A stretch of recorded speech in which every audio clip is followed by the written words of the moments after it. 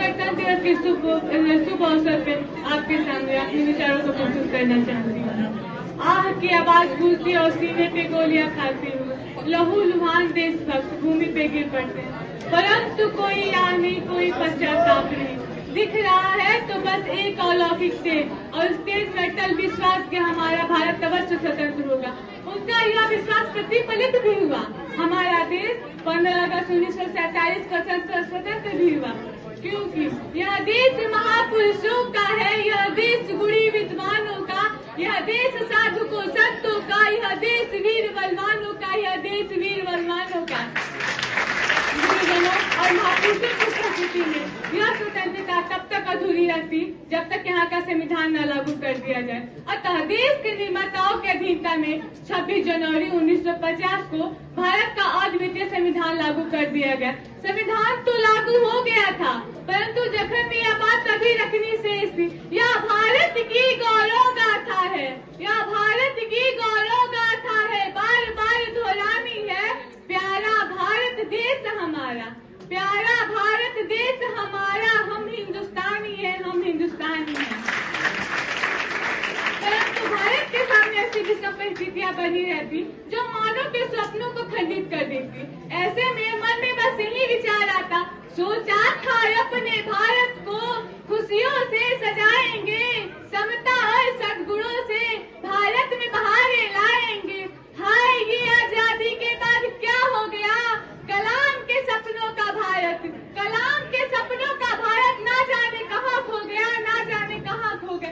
इस खोए हुए भारत का, इस खोए हुए भारत का महज कारण है अन्याय अनिति अत्याचार बढ़ रहा, अन्याय अनिति अत्याचार बढ़ रहा। युग का अर्जन मौन है, युग का अर्जन मौन। तब तो अपमानित द्रौपदी पक्ष में, तो अपमानित द्रौपदी पक्ष में बोलने वाला कौन है, बोलने वाला कौन है।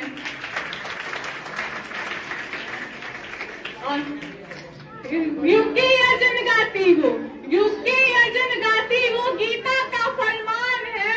और अन्याय और गुणों के समक्ष झुकेंगे नहीं, हमें करना राष्ट्र सम्मान, हमें करना राष्ट्र सम्मान है। और गणतंत्र की स्वतंत्रता को बनाए रखने के लिए यह अति आवश्यक है कि हम अपने सांस्कृतिक सभ्यता, मौलिक चिंतन और राजनीतिक स्वतंत्रता को बनाए रखें। परंतु आज ऐसा लगता है कि मिली राजनीतिक स्वतंत्रता पर विचार करना स्वतंत्र है, पाश्चात्य चिंतन चरित्र से कहाँ हुए स्वतंत्र है। अभी स्वदेशी तंत्र उपेक्षित, अभी स्वदेशी तंत्र उपेक्षित, मेरा कहाँ सम्मान है।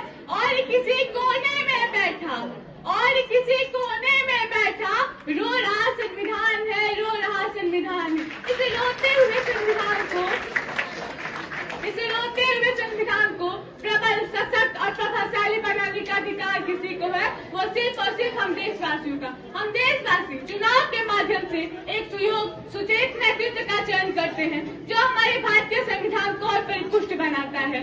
और इसके लिए, और जैसे कि हम जानते हैं कि चुनाव आयोग द्वारा लोकतंत्र चुनाव का बिल्कुल बजाया जा चुका है। और ऐसे में हमें यह प्रण लेना कि प्राणों में ले संकल्प शक्ति, प्राणों में ले संकल्प शक्ति, मानवता के प्रति अचल भक्ति। तुम चढ़ो धैर्य के शिखरों पर, तुम चढ़ो धैर्य के शिखरों पर, इंद्रिय सुखों से ले विरक्ति, इंद्रिय सुखों से ले विरक्ति। और जिस दिन तू नहीं छू पाएगा धैर्य, एकता और साहस से, धैर्य, एकता और साहस से हर प्रश्न सुलझता जाएगा, हर प्रश्न सुलझता जाएगा।